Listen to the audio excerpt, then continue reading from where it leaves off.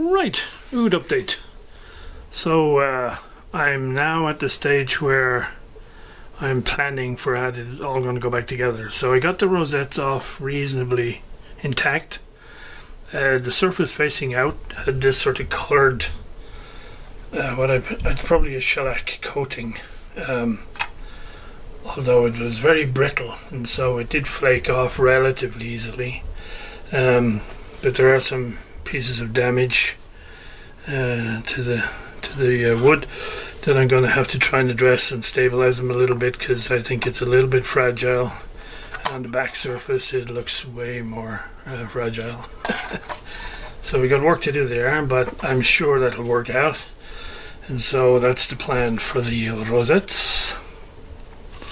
So we're looking in the various wood piles and junk boxes and stuff, since I haven't done a Lutherie project for a number of years, and I think it's looking good. So I found this nice piece of very close grained.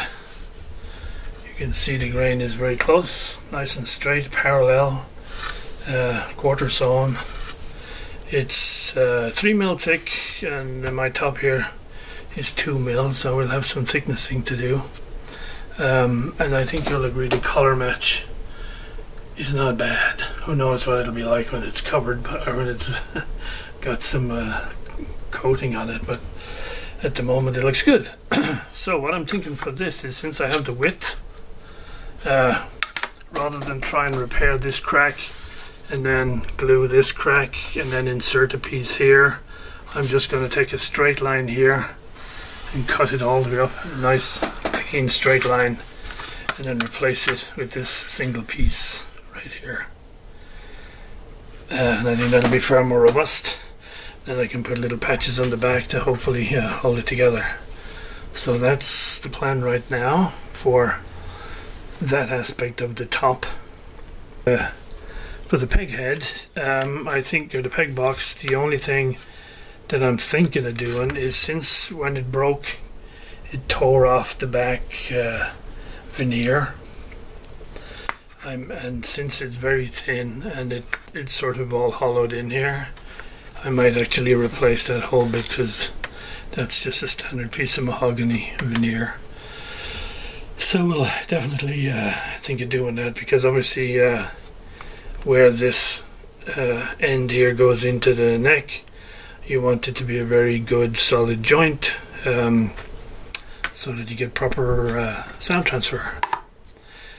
Bridge came out okay, it looks okay. I might, if the fancy takes me, I might make a rosewood version of this. We'll see, because the holes in this are drilled really randomly all over the place.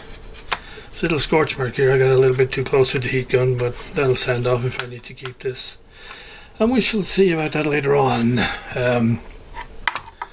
The other major area obviously now to consider is the replacement neck.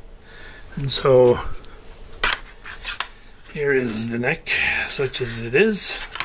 Research I've done, this would seem to be an Arab class of oud, in the sense that the scale length is around the 61 and a half centimeters, versus the Turkish one, which tends to be more like the 58 centimeters. So we're going with 61 and a half.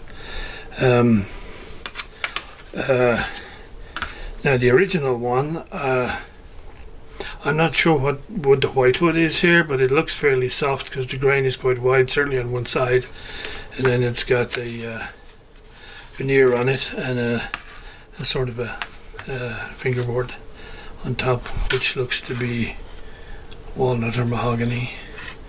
I'd say the back definitely looks like mahogany.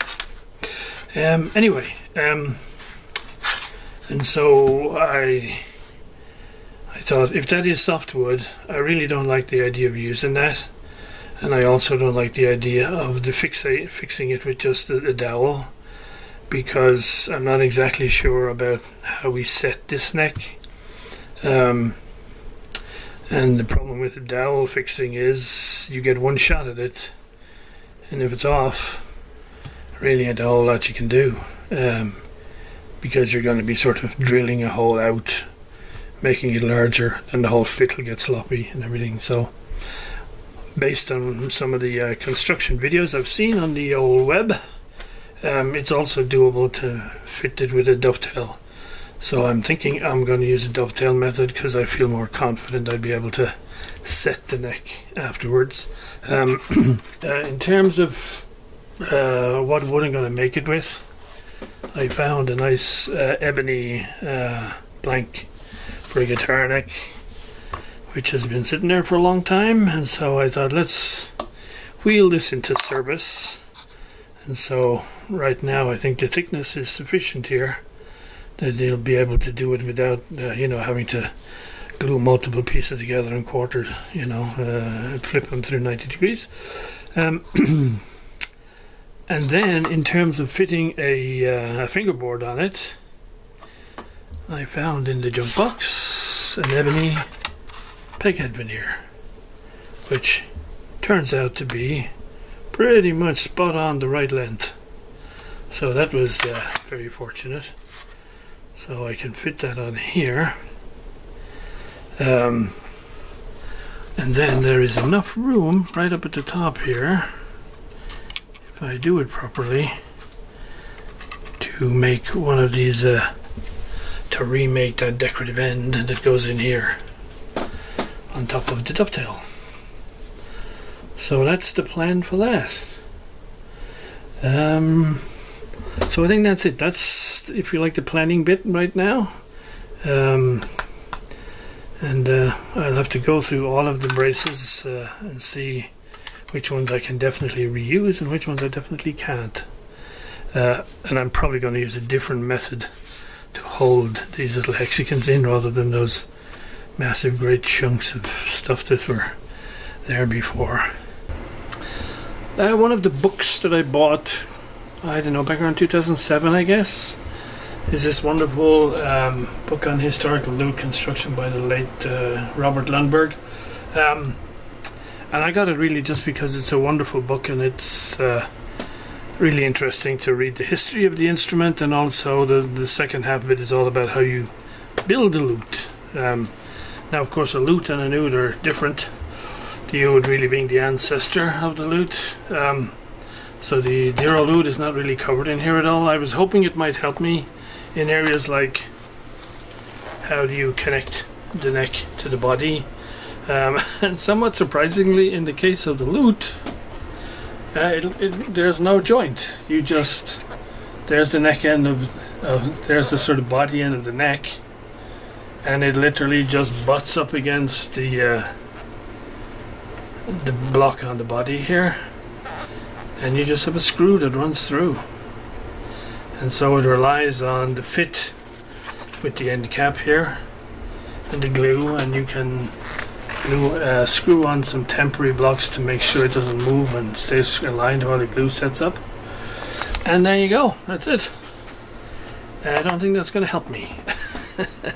But nonetheless, this is a wonderful book for anybody into this stuff and who just appreciates looking at really wonderful craftsmanship in action. This is really a lovely piece of literature. Anyway, I think I'm going to need some more specific information on ouds if I'm going to move my little project along.